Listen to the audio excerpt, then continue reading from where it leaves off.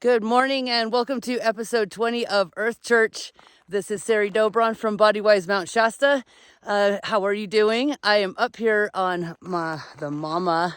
I came up here today to be with her, just to be grounded with her, also to kind of scout it out. We haven't had any more snow. So as my team comes together for summiting this year, it's not looking like it's July. It might have to be May, maybe even April. So that's something that I'm keeping my eye on.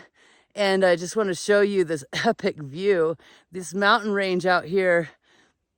That is the Castle Crags. So where I was last week when I kind of pointed to it just over the hill, this is what it looks like from where I am now.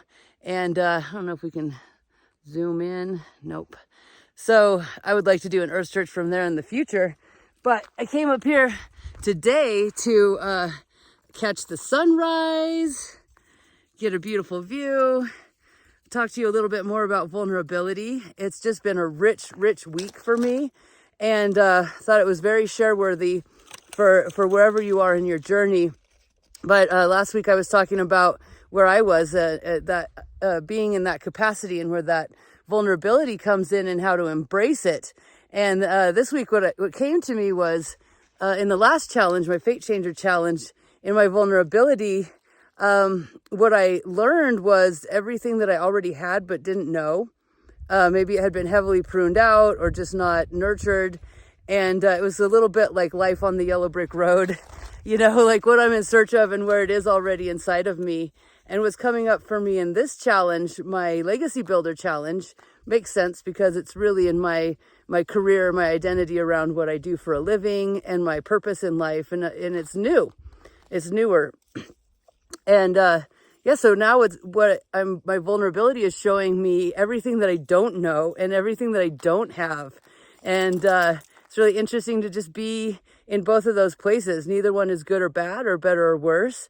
They each bring their own things. What I experienced was really going from that unbounded state to reaching my new edges. And that can be very, very uncomfortable, reaching our new edges. If we're without fear and we're embracing our new shape and we're walking forward with faith, then we will find the new edges by bumping into them. And that can be uncomfortable. It can look like overextension.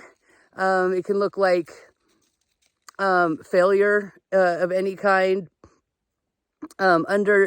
Just learning from your mistakes, you got to not be afraid to rub up against this new territory to find out those edges. And what came to me this week was, although it was very uncomfortable what I went through, what was excited about was being able to be in that space of discomfort, of maybe being able to see my trauma so close to me, being able to see my patterns, my shaping, my what I don't know, my uncertainty, and to just be with it in a really profound way that I haven't been before. And what came to me was so much trust in myself. I realized, no matter what happens or where I find myself, I believe that I know how to recenter from that place. And in the last challenge, I got a tattoo that I got too many clothes on to show you, but I could put it at the end of the video. But it's an Italian saying that I learned while living in Italy. Talk about growing and bumping up against things. I lived in a different culture, learned a language that I did not know prior to moving there and became proficient in by learning it the hard way, swimming through seas of Italian and just absorbing it through immersion. And I was told, non tutto cosa che ti fa male viene per nuocere. And what that means is that not everything that hurts comes to harm. So there is profound resilience in that ability to be with what hurts and know that it's not bringing harm. And it is not harm. It's there as a gift to show you exactly where you are. And that's beautiful, And, but there's some, keys to being able to be this resilient in this space. And one thing that I wanted to share came up to me this week was around safety, dignity, and belonging. And at the beginning of my studies at the Strozzi Institute in Petaluma, that's where I studied somatics, trauma, and resilience in terms of leadership, coaching, and the somatic body work. And when they were talking about our sites of shaping, like all the places in our life that affect who we are, it starts with ourselves and then our family and our community, and it goes on out from there. And if we have had a healthy childhood, we'll feel safe within our family, and we will have been treated with dignity, and we'll know that we belong, and maybe even our community, and maybe our social class, our race. But if we haven't had that, we won't know what that feels like anywhere. And that was me. My trauma was so extensive, and I never felt safety, dignity, or belonging anywhere. So when this was being explained to me in my class, I was becoming so uncomfortable. My teacher asked me what was wrong with me, and I said, I have no idea what you're talking about. I have never, ever, ever felt anything like that anywhere. Ever, ever, ever.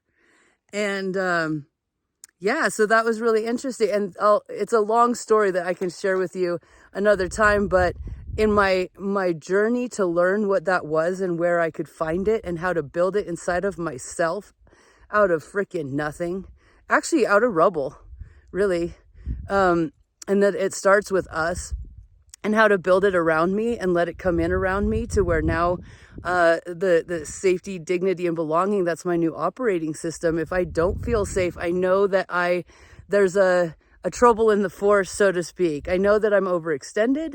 I know that I am maybe undernourished in some way, that I'm up against something that I'm learning, I'm uncomfortable, and that's it. And I know how to get back from that.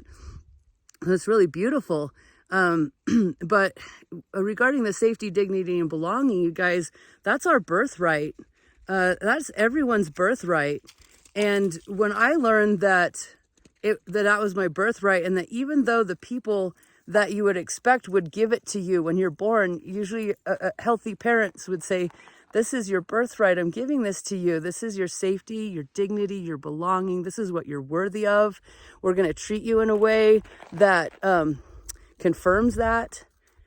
And for that to be missing, it just tells me that maybe they didn't have it. They didn't know they had it. But when I found out that I had that birthright, that no one gave it to me, but it was still on the shelf, I thought instantly of when I did wildlife rescue in my 20s, and I worked in a veterinary hospital where we worked with raptors a lot.